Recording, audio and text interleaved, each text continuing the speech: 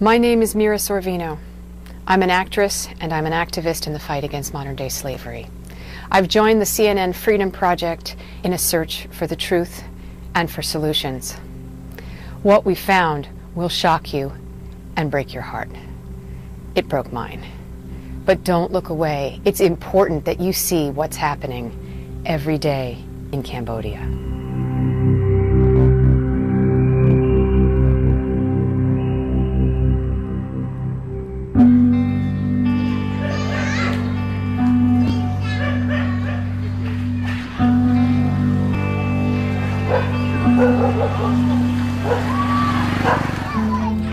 If you were not born here, if you did not come from this place, you'd never know it exists. There's no map, there's no sign. Unless you are the worst kind of criminal, the kind who preys on children. It is known around the world as a place where pedophiles come to get little girls. Every day in Cambodia, children are trafficked for sex. But the very youngest come from this one community just outside the capital, Phnom Penh. Well, CİNH is actually the epicenter for child sex trafficking in Cambodia. I've come to find out why and to try to help make it stop. Hi. Hey, how are you? Good, how are you? Good, thanks. Thanks for coming. I'm joining forces with Don Brewster, a husband, a father, a grandfather, and a staunch abolitionist. Don came here from the U.S. on a mission trip a few years ago. He had just seen a news report about child sex trafficking in CİNH. Brothels were shut down, children were rescued, and Don wanted to help rehabilitate them back into the community. He was told the area was all cleaned up, except it wasn't. So I'm driving the moto down, and I'm looking, and I'm thinking, oh, good, it's all cleaned up, right? It's good. And I got down to the end here, and when I got to the end, I was just turning my moto around, and actually came out of this place right here. So he came up to me and he said, you want a young girl? And I said, again, I thought I was an investigator all of a sudden, so I said, yeah, I'd like two. And he said, okay, come with me. And I was pretty bold at first because I had our Cambodian director of our aftercare home with me, and I'm feeling pretty confident. And we get to a spot, and they tell our director he can't go with me. I have to go by myself. Well, now it was just me and this one kid, but pretty soon there was four of them and just me. And I'm thinking, what are you doing? I had $2 on me, and like I'm not in a very good position. But they took me to a house back over there, and there was over 60 little girls in this house. And I mean, we're talking 8 to 12 years, maybe max 12 years old. So they said, well, you pick the girls you want. So I picked two little girls, and then I'm thinking, like, I don't know what I'm going to do. And so I came up with this story. I said, I'm here with a bunch of Americans. There's 18 of us, and we all want 3 or 4 girls at least. And they said, no problem. I said, well, today we want them. He said, no problem. If you want 200 today, you can have 200 today. And so I said, well, I'll go get my friends, and we'll be right back, right? And they said, oh, no. You go, you take care of those 2 girls. You pay me and take care of those 2 girls right now, then you can go get your friends. And that's when I realized I'm not an investigator. But you know, frankly, I prayed, like, how am I going to get out of this mess? And I think God gave it to me. I said, you know, that Cambodian guy I'm with, he's no good. He'll go to the cops. I have to get rid of him, and I'll come back with my friends. And they bought it, and they let me go.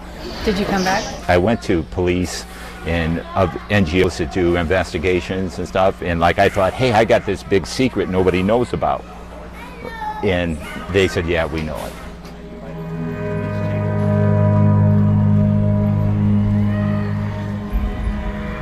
So Don and his wife Bridget made a life-changing decision. We recognize the need that if we're going to really fight this, there needs to be somebody here 24/7. They moved to CİNH indefinitely. Today, his nonprofit, Agape International Missions, feeds, shelters, and rehabilitates survivors. When we came here, 3 years ago and began to live here, 100% of the kids between 8 and 12 were being trafficked. 100%. Every child born was eventually sold to sexual trafficking. And we didn't believe it until we saw van load after van load of kids being brought in.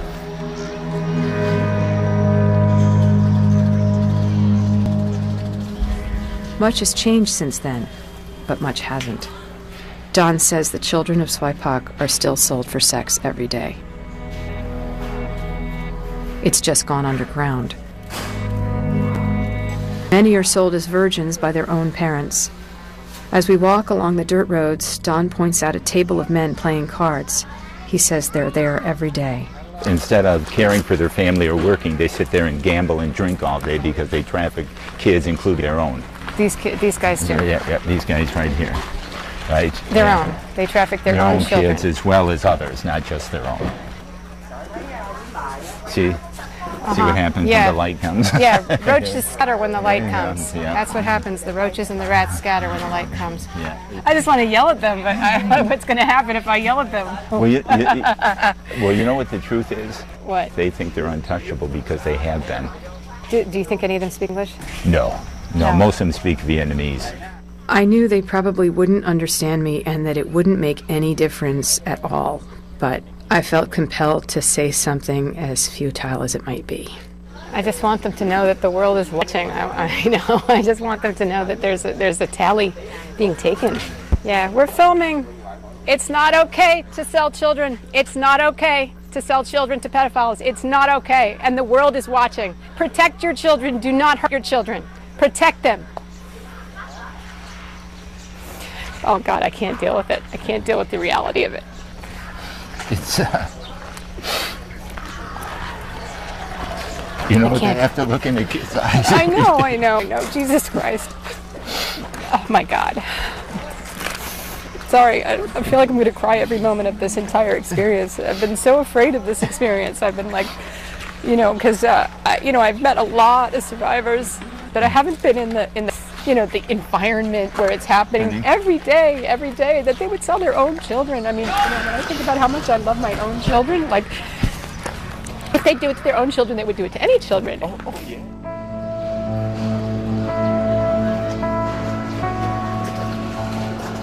How desperate must a mother be to allow her child to be harmed in such a horrific way? Soon, I'll be meeting some of these young survivors. Don says they want to share their stories with me. They want the world to know what's happening here, and I can't wait to meet them.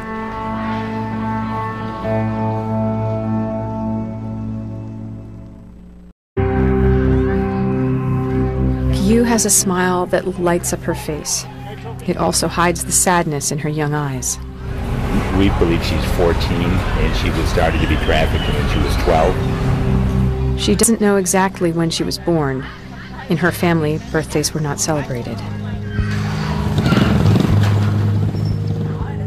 In Swipak, most families scrape by on less than $1 a day, and most girls feel an obligation to work to help support their family. That's how Kyu's nightmare began. She says a woman came to see her mother offering a job for Kyu.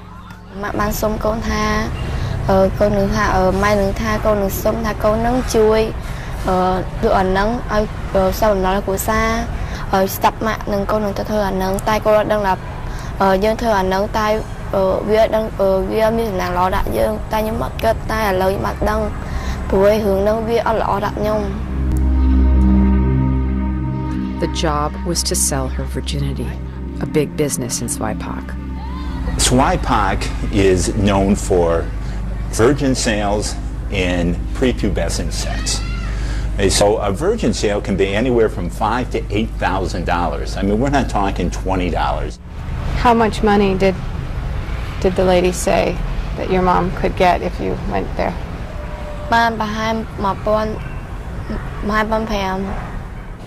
Kyu says she was taken to a doctor to verify her virginity.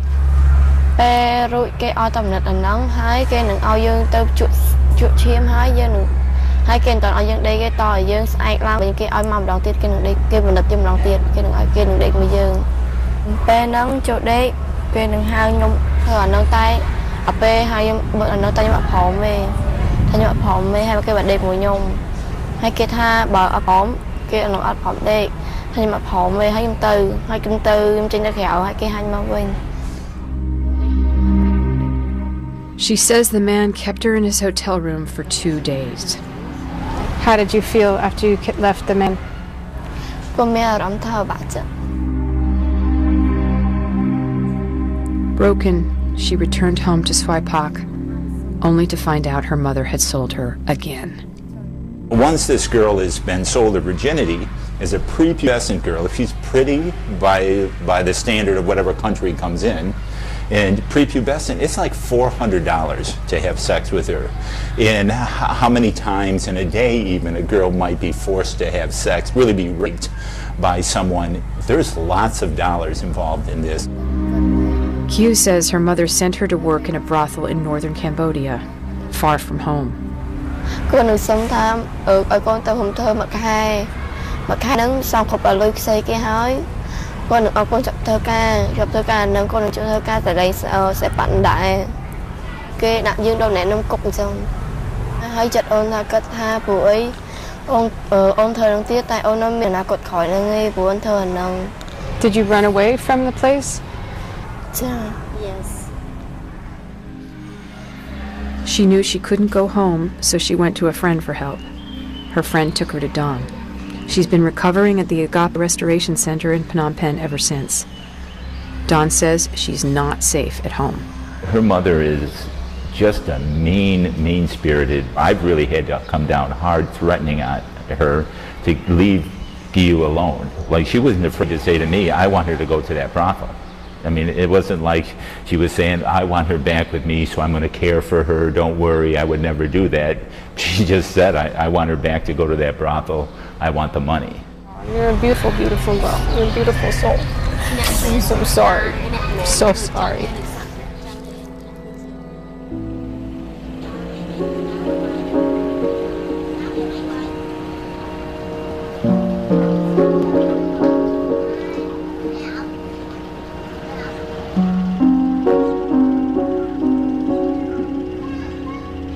All along the Cambodian shore, these makeshift boathouses are home to thousands of undocumented Vietnamese people.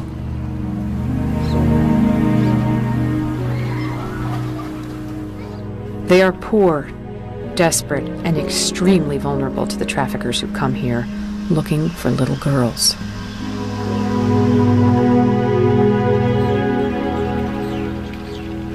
This is where we found CİNH's mother.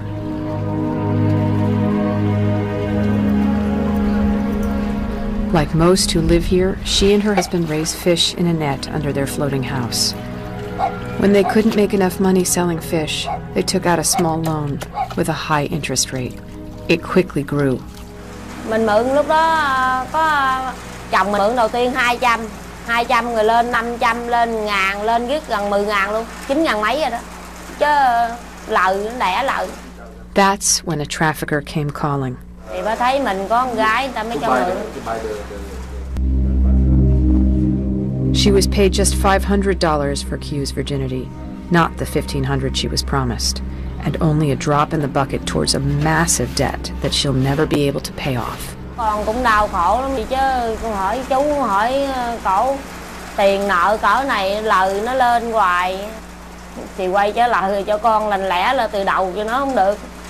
Thì nó không có được cho con gì, kinh tiết cho con lợi thì nó không được, chứ biết sao giờ mình cũng biết là thương con như thôi. Bởi vì mình nói làm cái gì cũng được hết trơn á, mình bầu cấp lợi cho con. Mình biết là mình hối hận, mình biết là con mình làm cái đường đó là mình biết mình sai. Tại mình thiếu thốn nợ nần quá, mình mới dẫn con đi làm cái nghề đó thôi. Regret and guilt, but that won't erase what her little girl went through. Cũng buồn, mình cũng biết con là buồn vậy thôi. Ra đời đi chơi này kia cũng đỡ với người ta, mình cũng biết. Mà làm cha làm mẹ thì mình không có con đường nào lựa chọn hết trơn.